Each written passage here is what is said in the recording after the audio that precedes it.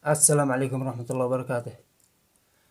طبعا نحكي لكم اليوم قصة حقيقية وقعت عندنا. مرة من المرات كنا نصلي بالجامع، يعني تقدم الإمام بنا، ومنا ورا يمكن 4 أو 5 أشخاص. المهم الإمام صلى بنا، قري الحمد لله، قري من سورة البقرة. المهم غلط بسورة البقرة، يعني كان يتأتأ، جاء وما حد رد عليه على سجد. بعد ما كمل التفت إلينا هكا وقال: إن ولا واحد منكم رد علي. واحد من جنبي رد عليه، قال: وأنت مجنون وليت بنا لازوية البقرة وش تك رد عليك؟ سلام الله عليكم جميعا.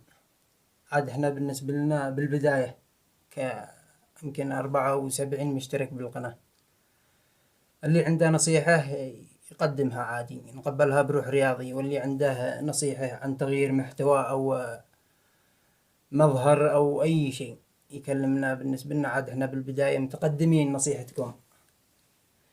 اللي يعجبه المحتوى لا ينسى دعم القناة.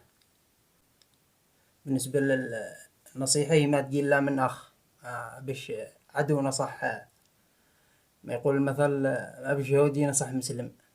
أنا متقبلها منكم بروح رياضية، وكلكم على عيني وراسي، وترفعوا الراس والله، إنكم محزم وسند